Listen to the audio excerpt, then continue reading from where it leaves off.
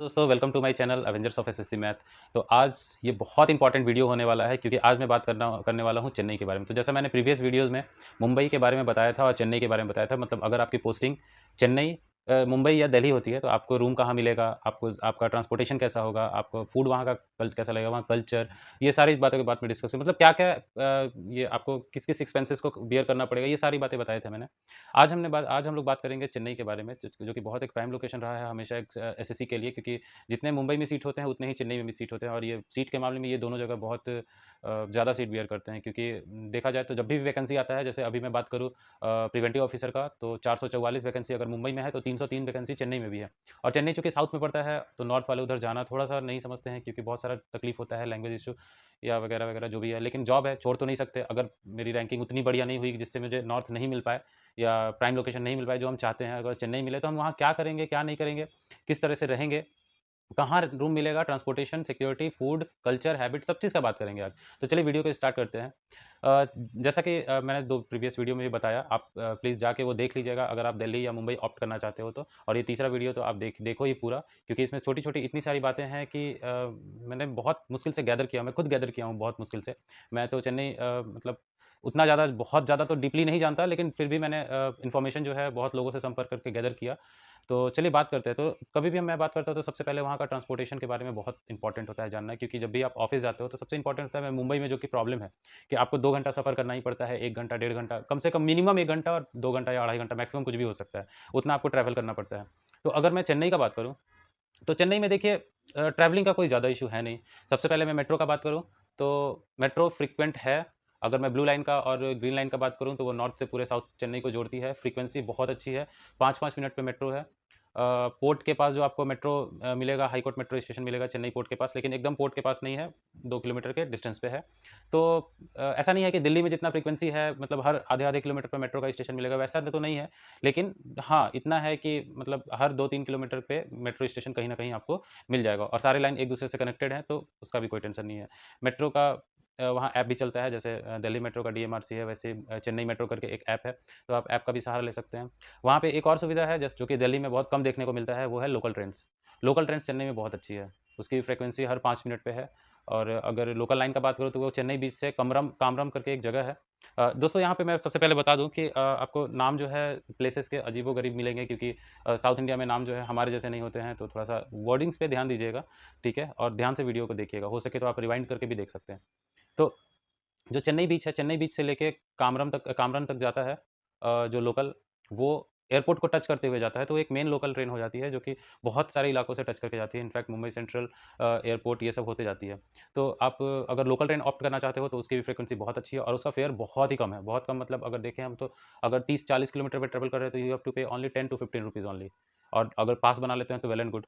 अगर ऑटो का बात करें तो मुंबई जैसा वहाँ मीटर ऑटो नहीं चलता है, वहाँ शेयर ऑटो कभी-कभी मिल जाता है, लेकिन आपको पहले बार्गेनिंग करना पड़ेगा कि कितना लोगे, कितना दोगे, इस तरह से, जैसा कि दिल्ली में आपको देखने के लिए मिला होगा या बाकी जगह शहरों में देखने के लिए मिलेगा। लेकिन मुंबई का एक खासियत है कि यहाँ मीटर ऑटो चलता है, तो आपको पूछना नहीं है कि कितना है, कितना हुआ, मीटर जितना है उतना रीडिंग आपको देना है। तो साउथ इंडिया है, आपको कम्युनिकेशन गैप हो सकता है, तो इस चीज़ का थोड़ा ख्याल रखिएगा कि ऑटो से ट्रैवलिंग जो है वो थोड़ा-सा सोच समझ के कीजिएगा, ठीक है? कुछ दिन रहने लगेगा तो आपको खुद आइडिया हो जाएगा, लेकिन स्टार्टिंग में हो सके कि आप मतलब आपसे चीट किया जा सकता है। अगर बस का बात करूँ तो बस का फ्रीक्वेंसी बहुत ही अच्छा है, और पूरे चेन्नई में हर जगह बस है, हर जगह से हर जगह के लिए मिलेगी बस, और फ्रीक्वेंसी भी बहुत अच्छा है। जो मेन जो सेंट्रल चेन्नई है, अगर वहाँ में ट्रैफिक भी नहीं होता है, इसलिए क्योंकि सेंट्रल चेन्नई जो है वहाँ वन वे है, बहुत सारे इलाके में वन वे लगा के रखे हैं। तो कभी-कभी क्या होता है कि आपको इस छोर से उस छोर जाना है तो पूरा घूम के आइए वन वे के थ्रू, और फिर आपको जाना पड़ता है। तो इसलिए वहाँ भीड़ नहीं लगता है कभी भी। रोड पे उतना रश नहीं मिलेगा जितना आपको दिल्ली और मुंबई की सड़कों पे मिलेगा। लेकिन हाँ, बस जो है वहाँ 3 तरह की चलती हैं। अगर मैं बात करूँ तो व्हाइट, ग्रीन और रेड, ठीक है? व्हाइट बस जो है, वो उसमें जो वो लोकल टाइप की बस है, वो जो है नॉन एसी, वहाँ सारी बसें नॉन एसी ही चलती है। लेकिन व्हाइट जो बस है उसको नॉन डिलक्स बस बोलते हैं वहाँ पे, नॉन डिलक्स बस। तो नॉन डिलक्स बस जो आती है, उसमें लेडीज़ का फेयर बिल्कुल फ्री रहता है, फ्री ऑफ कॉस्ट रहता है। जेंट्स का भी फेयर बहुत ही मिनिमल फेयर लगता है, मतलब बहुत ही कम। और लेडीज़ बिल्कुल फ्री। लेकिन 2 तरह के और बसेस चलती हैं, ग्रीन और रेड। ये भी एक्चुअली नॉन एसी ही रहती है, बट ये डीलक्स बसेस कहलाती हैं। एसी बस आपको देखने के लिए नहीं मिलेगा, 1-2 मिल जाएगा तो मिल जाएगा। अभी सुन रहे थे कि चेन्नई में स्टार्ट होने वाला है एसी बस, लेकिन अभी तक हुआ नहीं है 100%। तो अगर ग्रीन और रेड बस में चढ़ते हैं तो वहाँ लेडीज़ का उसमें फेयर लगता है, मतलब फेयर जो है कंपैरेटिवली व्हाइट बस से ग्रीन बस का थोड़ा ज़्यादा है और ग्रीन से रेड का थोड़ा ज़्यादा है। मतलब अगर मिनिमम से मैक्सिमम फेयर की बात करें तो व्हाइट सबसे कम, ग्रीन उससे ज़्यादा और रेड सबसे ज़्यादा। ये आपका फेयर हो गया। ज़्यादा अंतर तो नहीं रहता है, वही 5-5, 10-10 रुपए का अंतर होता है, ठीक है? तो उतना तो आप बियर कर सकते हैं, कोई दिक्कत नहीं है। लेकिन अगर लेडीज़ हैं आप तो व्हाइट बस में ट्रैवल कीजिए और फ़ायदा उठाइए, क्योंकि उसमें फ्री ऑफ कॉस्ट है। जैसा कि दिल्ली में है, दिल्ली में तो किसी भी बस में पूरा फ्री है, लेकिन वहाँ पे ऐसा नहीं है, वहाँ बस व्हाइट बस में है फ्री, ठीक है? तो ये रहा ट्रांसपोर्टेशन का बात। अगर चेन्नई का मेट्रो का बात करूँ तो मेट्रो का आप लाइन देख सकते हैं, वहाँ पे 5 तरह की लाइन चलती है टोटल, ऑरेंज, पिंक, रेड और ग्रीन और ब्लू। ये 5 लाइन चलती हैं अलग-अलग एरिया में, तो कोई दिक्कत नहीं है, मतलब फ्रीक्वेंसी बढ़िया है, लोकल भी है, ऑटोज़ भी है, बस भी है, बस का भी सुविधा बहुत अच्छा है। तो ट्रांसपोर्टेशन में आपको कोई दिक्कत नहीं होने वाला है। अगर आप नॉर्थ से लेके पूरे साउथ तक भी जाना चाहते हो, तो आप 1 घंटे के अंदर पूरे चेन्नई को कवर कर सकते हो आप। इतना फ़ास्ट वहाँ का ट्रैफ़िक है। तो ट्रैफ़िक का तो मैं कहूँगा नो प्रॉब्लम। बस थोड़ा-सा प्रॉब्लम हो सकता है आपको लैंग्वेज को लेके, अगर ऑटो से ट्रैवल कर रहे हैं तो आपको समझ में नहीं आएगा, या आप अगर इंग्लिश आपका कम्युनिकेशन ठीक है तो वहाँ मैक्सिमम लोग इंग्लिश में बात कर लेते हैं, ठीक है। अ, मैं बात करूँ अगर इसका रूम्स कहाँ-कहाँ मिलेंगे, तो देखिए जो सबसे बड़ा प्राइम लोकेशन जो है जहाँ आपके ऑफिसेज़ होंगे, मोस्टली ऑफिस होंगे। अगर मैं पोर्ट का बात हटा दूँ, अगर प्रिवेंटिव ऑफिसर का जो पोर्ट मिलते हैं, वो मिलता है चेन्नई पोर्ट। एक और पोर्ट है इन्नूर, लेकिन वहाँ नए लोगों को नहीं भेजते हैं जल्दी। इन्नूर कामराजर पोर्ट करके नाम है शायद, ऐसी कुछ नाम है, मैं थोड़ा-सा मिस हो रहा हूँ, ठीक है। तो वहाँ पे नए लोगों को नहीं भेजते हैं, वो छोटा-सा पोर्ट है, तो वहाँ पुराने लोगों को ही भेजते हैं। तो आपको मोस्टली चेन्नई पोर्ट मिलेगा या एयरपोर्ट मिले। एयरपोर्ट तो शायद थोड़ा दिन के बाद ही मिल पाता है। तो अगर पोर्ट मिले, तो आपको सेंट्रल चेन्नई से चेन्नई सेंट्रल सुने होंगे, जो जिसको अभी एनटीआर भी नाम दिया गया है, वहाँ से आपको 10 से 12 किलोमीटर पोर्ट का डिस्टेंस पड़ता है। तो वहाँ से डायरेक्ट लेकिन मेट्रो भी है, लोकल भी चलती है, सब चीज़ है, कोई दिक्कत नहीं है। सेंट्रल चेन्नई के आस-पास अगर आप रूम देख रहे हो, तो सेंट्रल चेन्नई के आस-पास रूम कॉस्टली है, क्योंकि वो थोड़ा-सा पॉश इलाका हो जाता है, थोड़ा-सा ये भी है, स्टेशन के नज़दीक तो ऑब्वियस है, थोड़ा स्टैंडर्ड इलाका रहता ही है। तो अगर चेन्नई सेंट्रल के आस-पास का रूम बताऊँ मैं, तो वहाँ ऑलमोस्ट 25,000 टू 30,000 मान के चलो आप, 1.5 या 2 बीएचके का। 1 बीएचके भी मिलेगा तो थोड़ा-सा कम 22,000 20,000 तक मिल जाएगा, लेकिन इससे कम तो नहीं। और सबसे इम्पोर्टेंट बात कि 6 मंथ का सिक्योरिटी डिपॉज़िट वहाँ मान के चलो आप, लगता ही लगता है, चाहे आप किसी भी इलाका में रूम लो, तो मतलब आप 25,000 का अगर रूम ले रहे हो, तो 1.5 लाख आपको सिक्योरिटी डिपॉज़िट लेना पड़ेगा। लेकिन एक चीज़ फ़ायदा है वहाँ पे कि जब भी आप रूम सर्च करिएगा, तो टू लेट सर्विसेज़ वाले जो हैं, वो कोई ब्रोकर नहीं होते हैं, वो ओनर से बात आपका ईज़िली हो जाएगा। तो जैसा मुंबई में है कि बिना ब्रोकर का आपको मिल ही नहीं सकता है रूम, लेकिन चेन्नई में ऐसा नहीं है। चेन्नई में आप डायरेक्ट ओनर से ही बात करके बस एक एग्रीमेंट बनता है, वो एग्रीमेंट बनवाना पड़ेगा आपको। तो एग्रीमेंट का बहुत मिनिमम कॉस्ट होता है, शायद 2,000-2,200, या फिर एक कच्चा एग्रीमेंट भी होता है जो कि 200-300 में बनता है, नोटरी वाला स्टैम्प से जो बनता है, ठीक है? तो ये सब है। तो डिपॉज़िट लेकिन आप लेके चलो, डिपॉज़िट आपको 6 महीना का देना ही पड़ेगा। अगर बहुत अच्छे हैं वो लोग तो शायद 4 महीना का लें, लेकिन फिर भी डिपॉज़िट तो डिपॉज़िट है भाई, इतना पैसा आपको अरेंज करके चलना ही पड़ेगा, ठीक है? तो चेन्नई सेंट्रल के पास मैं बोलूँ तो रूम थोड़ा कॉस्टली है, लेकिन अगर चेन्नई सेंट्रल से थोड़ा-सा दूर रहते हैं, मतलब कह सकते हैं आपके चेन्नई सेंट्रल से 10 किलोमीटर अगर दूर रहते हैं, तो एक चुलाई-मेडु नाम का एक जगह है, चुलाई-मेडु, आप ध्यान रखिएगा। चुलाई-मेडु नाम का जगह है, जो कि लगभग 9 किलोमीटर्स है चेन्नई पोर्ट से, और 12 किलोमीटर है चेन्नई सेंट्रल से। मतलब आप समझ सकते हैं, आप मैप मैप का इस्तेमाल कर सकते हैं, ठीक है? तो वहाँ आपको रूम मिल जाएगा। वहाँ आपको अगर बात करूँ सेमी फर्निश्ड रूम का, तो सेमी फर्निश्ड रूम आपको 6 टू 7,000 में आराम से मिल जाएगा। 1 बीएचके का मैं बात करूँ तो, और 10,000 में तो अच्छा खासा 2 बीएचके का रूम सेमी फर्निश्ड मिल जाएगा। फुल्ली फर्निश्ड भी आपको 12,000-13,000 तक मिल जाएगा, 2 बीएचके, ठीक है? लेकिन हाँ, फिर से वही बात, 6 मंथ का डिपॉज़िट आप लेके चलिए। एक और लोकेशन का बात करूँ तो एक और बहुत अच्छा लोकेशन है कालमंडपम। कालमंडपम जो है वो पोर्ट के बिल्कुल नज़दीक है। पोर्ट से 4 से 5 किलोमीटर का दूरी है, और वहाँ से कम्युनिकेशन भी बहुत बढ़िया है। और अगर यहाँ से बात करूँ अगर चेन्नई सेंट्रल से, तो चेन्नई सेंट्रल से 6 से 7 किलोमीटर पड़ेगा। मतलब समझ रहे हो आप, चेन्नई सेंट्रल और पोर्ट के बीच में है कालमंडपम। तो वो प्राइम लोकेशन भी एक तरह से कह सकते हो जाता है। लेकिन हाँ, वहाँ भी 2 बीएचके का आपको 15 से 17,000 रुपए पे करना पड़ेगा, क्योंकि वहाँ से चेन्नई सेंट्रल भी नज़दीक है, और चेन्नई पोर्ट भी नज़दीक है। तो ऑफ़िसेज़ जो होंगे आपको, जो डेस्क जॉब्स जितने भी रहते हैं, जैसे इनकम टैक्स का 3 ऑफ़िस है, चेन्नई सेंट्रल में ही है। आपका कस्टम हाउस जो है वो चेन्नई सेंट्रल में ही है। हाँ, पोर्ट वाला कस्टम अलग है, लेकिन जो डेस्क जॉब जिनका होता है वो चेन्नई सेंट्रल में आते हैं, ठीक है? और भी आपका सीबीआई ये और भी जो-जो डिपार्टमेंट्स होते हैं, जैसे पोस्टल डिपार्टमेंट का जो बड़ा-सा जीपीओ है, वो भी वहाँ चेन्नई सेंट्रल में भी है, चेन्नई सेंट्रल में ही है। तो चेन्नई सेंट्रल में कहें तो बहुत ज़्यादा ऑफ़िसेज़ हैं, जैसे कि यहाँ पे अगर मैं मुंबई में बात करूँ, तो मुंबई में जैसे बहुत सारे ऑफ़िस आपको चर्चगेट और सीएसटी वाले इलाका में मिल जाएँगे, जो मंत्रालय वाले साइड में है। और मैं अगर दिल्ली का बात करूँ, तो दिल्ली में आपको जो विधानसभा राजघाट, राजपथ, ये सब जो इलाका है, तो उधर आपको मिल जाएगा, जो भी राजीव चौक वाला इलाका है, उधर ये वाले गवर्नमेंट ऑफिसेज़ मिलेंगे, तो ऐसे ही यहाँ सेंट्रल सेंट्रल में मिलेगा जो भी है। तो इसके बीच में ही लोकेशन है, पोर्ट भी नज़दीक, ये भी नज़दीक, तो कालमंडपम एक बहुत अच्छा लोकेशन हो जाएगा आपके रहने के लिए, ज़रूर सर्च कीजिएगा कालमंडपम। लेकिन मैं एक बात बताऊँ, एक जगह है नुंगमबक्कम, नाम ध्यान रखिएगा, थोड़ा-सा अटपटा लगेगा आपको। नुंगमबक्कम नाम का एक जगह है, जहाँ पे एक टी नगर है। टी नगर बोले तो टी, ओनली टी, टीईए, वो चाय वाला टी नहीं, ओनली टी। टी नगर है, टी का बहुत लंबा एक नाम है, मुझे याद तो नहीं है, लेकिन गूगल पे सर्च कीजिए आपको टी नगर नुंगमबक्कम, तो वो आ जाएगा। टी नगर जो है वो फेमस है हॉस्टल्स के लिए। वहाँ आपको गर्ल्स और बॉयज़ हॉस्टल बहुत ईज़िली अवेलेबल हो जाएँगे। बहुत मतलब एक होता है ना, एक एरिया डेडिकेटेड होता है, जैसे आप दिल्ली में मुखर्जी नगर में चले जाओ, तो आपको हॉस्टल वगैरह बहुत ईज़िली मिल जाएगा। हाँ, कॉस्टली होगा लेकिन मिल जाता है, ठीक है। लेकिन यहाँ टी नगर जो है हॉस्टल्स के लिए अच्छा है, और वो ज़्यादा दूर भी नहीं है। वहाँ पे मोस्टली वर्किंग क्लास वाले लोग वहाँ प्रेफ़र करते हैं रहना, जो कि सिंगल्स होते हैं, मतलब फैमिली लेके नहीं रह रहे हैं, तो वो हॉस्टल में ही रहते हैं। लड़कियाँ भी हैं, वो मतलब बहुत ज़्यादा वहीं रहती हैं, ठीक है। पीजी से थोड़ा-सा अलग पड़ेगा वो, मतलब पीजी का कॉन्सेप्ट बात करूँ और हॉस्टल का कॉन्सेप्ट बात करूँ, तो दोनों में थोड़ा-सा डिफ़रेंस होता है, ठीक है। तो लेकिन वो हॉस्टल है, पीजी नहीं कह सकते हैं उसको, ठीक है। लेकिन वहाँ पे हॉस्टल है, तो वही है, खाना-पीना का आपको थोड़ा-सा प्रॉब्लम हो सकता है, ठीक है। अगर आप खुद से बनाना चाहें, तो वो भी सुविधा देते हैं वो लोग। रूम भी आपको शेयरिंग रखना पड़ेगा किसी के साथ। तो ये सब परेशानी होगा थोड़ा-सा। तो टी नगर जो है, और टी नगर में बताऊँ तो वो बहुत अच्छा शॉपिंग मार्केट भी है वहाँ पे, मतलब जनरली लोग टी नगर शॉपिंग करने ही जाते हैं, तो इसलिए आस-पास जो है वहाँ पे गोल्ड और क्लॉथ का बहुत अच्छा मार्केट है। तो लड़कियाँ जो हैं वो जनरली टी नगर सेलेक्ट कर सकती हैं। हॉस्टल भी उन्हें आसानी से मिल जाएगा, और पास में शॉपिंग भी हो जाएगा, और ज़्यादा दूर है भी नहीं वो, सेंट्रल चेन्नई के थोड़ा-सा ही नज़दीक है, तो ऑफ़िसेज़ भी नज़दीक रहेंगे। आपको हार्डली 15-20 मिनट लगेंगे, अगर आप ऑटो या बस वगैरह से आती हैं, तो कोई दिक्कत नहीं है।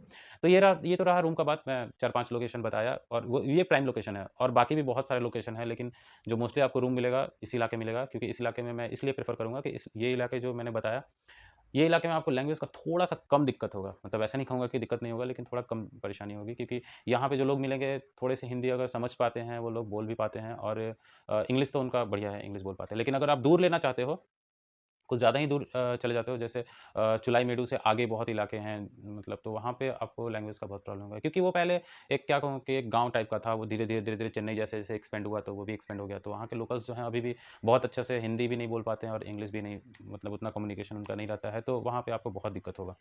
तो ये रहा रूम का बात, ट्रांसपोर्टेशन का बात मैंने कर दिया, रूम का भी मैंने मोटा-मोटी आइडिया दे दिया आपको, आप समझ पा रहे होंगे। आते हैं हम लोग क्लाइमेट पे।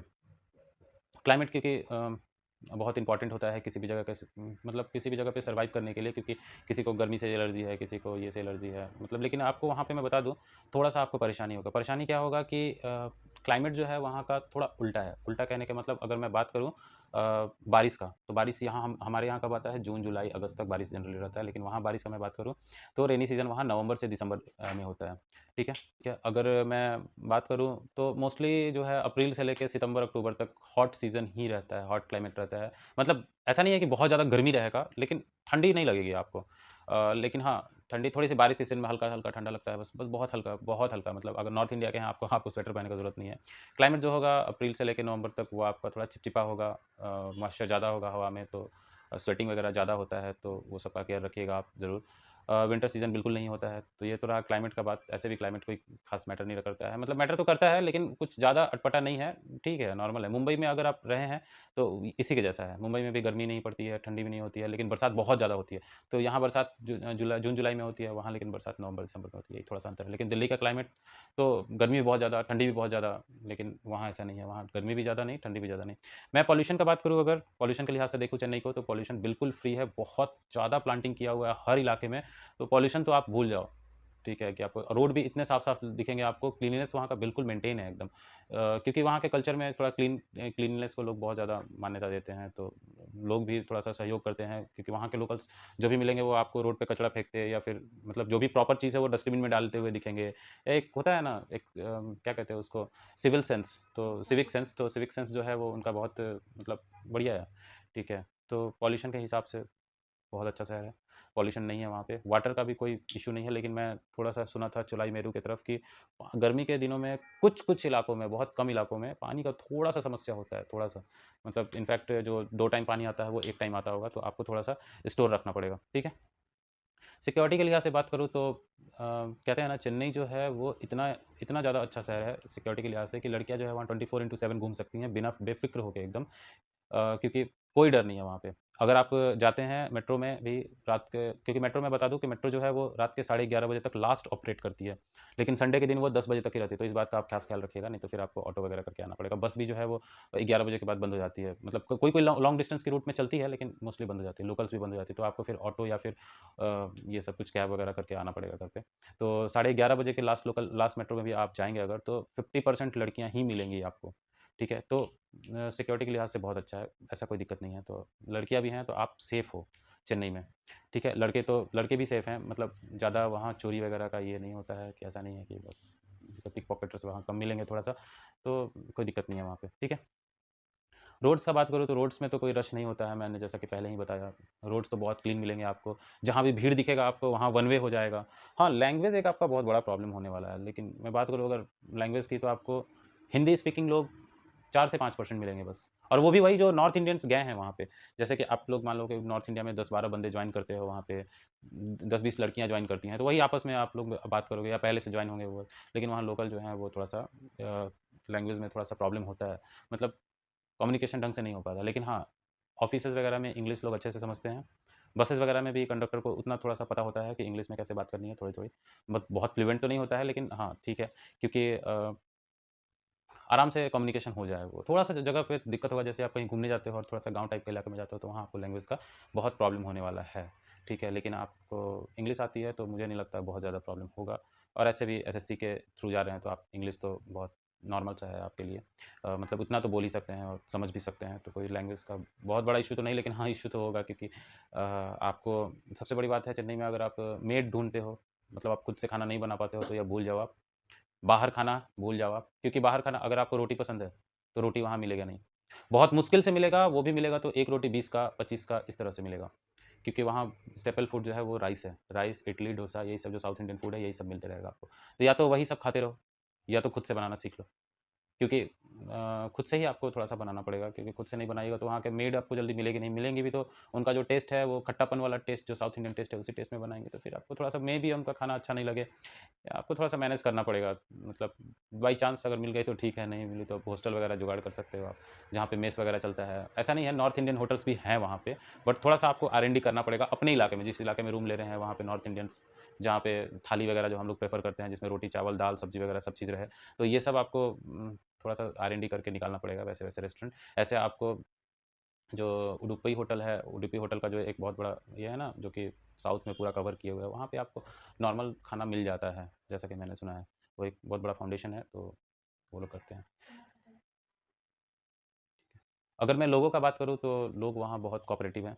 अगर ऐसा नहीं है कि आप अगर एमटीएस भी जॉइन करते हो, तो आपको बहुत ज़्यादा रिस्पेक्ट मिलने वाला है आपको, ये मान के चलो आप। मुंबई में ऐसा नहीं है, मैं ऑनेस्टली बता रहा हूँ, मतलब मेरे बातों को लोग गलत मतलब से नहीं लेंगे प्लीज़। जितना रिस्पेक्ट चेन्नई में है, उतना मुंबई, दिल्ली में आप एज़ ए एमटीएस आपको नहीं मिलेगा। ठीक है, ये वहाँ का पॉज़िटिव प्लस पॉइंट है, क्योंकि वहाँ के लोग थोड़ा-सा जैसे उनको कुछ काम भी करना है, तो ऐसा नहीं है कि एमटीएस को बुलाओ, फिर मैं उनको बोलूँगा, फिर वो जाके फ़ाइल लाएगा, उतनी देर में वो खुद उठते हैं, जाके फ़ाइल लेके आ जाते हैं।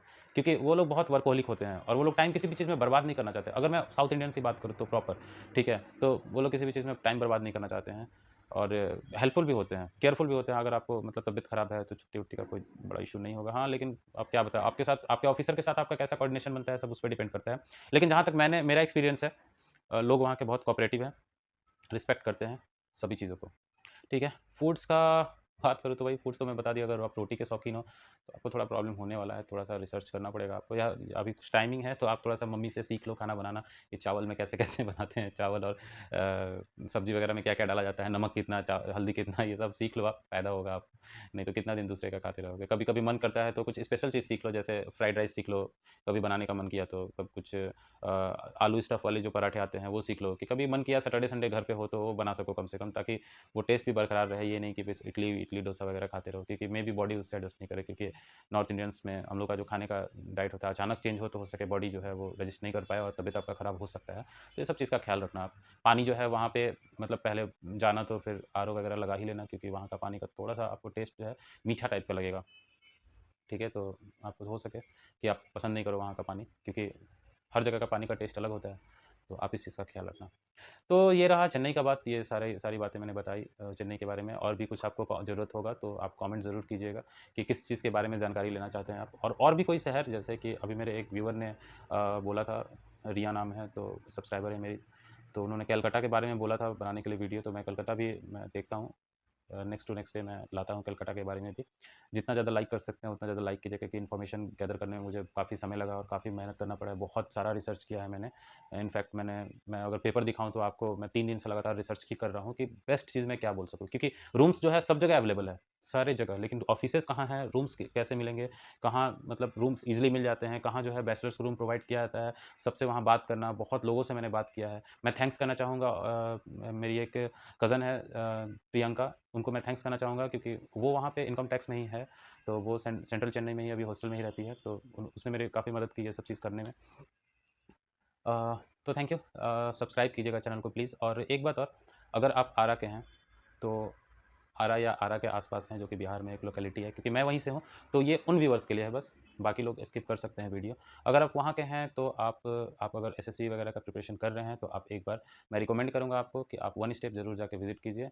वन स्टेप बहुत अच्छा कोचिंग है, जो कि जहाँ पे आपको इंग्लिश, मैथ, रीजनिंग और जीके जीएस सब चीज़ की फैसिलिटी एक ही क्लासेस में प्रोवाइड की जाती हैं। फ़ी भी बहुत नॉमिनल है, और हर साल वहाँ से, एक कहते हैं ना कि आरा में कोई फैक्ट्री है एसएससी का, वो है वन स्टेप। तो आप एक बार ज़रूर विजिट कीजिएगा, वहाँ का माहौल देखिएगा, डेमो क्लास लीजिएगा, और उसके बाद आपको बहुत अच्छा फ़ील होगा। मतलब आप मोटिवेटेड वहाँ हमेशा रहोगे, क्योंकि हमेशा किसी न किसी का रिज़ल्ट मिलते रहता है। एक और मैं आरा के व्यूअर्स के लिए बोलूँगा, या आरा के आस-पास जो भी हैं, एक लाइब्रेरी मैं रिकमेंड करना चाहूँगा आपको, जानकी लाइब्रेरी। जानकी लाइब्रेरी जो है वो आपको एसबी कॉलेज, अगर जानते होंगे आप, तो एसबी कॉलेज के सामने एक जानकी लाइब्रेरी है, आप स्क्रीन पे उनका नंबर देख सकते हैं। ये जो है नारायण जी वहाँ के अध्यक्ष हैं, जो कि डॉक्टर विकास कुमार एमबीबीएस भी हैं। नारायण जी के नाम से जाना जाता है उन्हें। रामानंद फाउंडेशन का आप नाम सुने होंगे, आप देख सकते होंगे स्क्रीन पे। रामानंद फाउंडेशन जो है वो गरीब बच्चों को, जो अनाथ बच्चे होते हैं, उनके लिए समाज कल्याण का काम करती है। तो उसी फाउंडेशन का ये एक लाइब्रेरी है, जो कि इतना मिनिमम फीस में आपको लाइब्रेरी प्रोवाइड होता है कि आप सोच भी नहीं सकते। Only 100 rupees, only 100 rupees for a month. मैं डे का बात नहीं कर रहा हूँ, मैं मंथ का बात कर रहा हूँ। सच में आप भी शॉक हो गए होंगे कि 100 रुपये आजकल के ज़माने में क्या है, लेकिन उनका बस यही कहना है कि बस मैं जितना मेरा कॉस्ट बियर होता है, इसका रूम रेंट वगैरह निकल जाए, मैं उतना ही पैसा लेता हूँ। तो आप ज़रूर विज़िट कीजिएगा जानकी लाइब्रेरी। तब तक के लिए thank you, have a nice day. Channel को सब्सक्राइब कर बिल्कुल मत भूलिएगा, और अपने दोस्तों के साथ तो शेयर कीजिएगा ज़रूर, क्योंकि इतना इन्फॉर्मेटिव वीडियो चेन्नई के बारे में आपको फिर शायद ही कहीं मिले, जो कि हर चीज़ को एक ही वीडियो में बता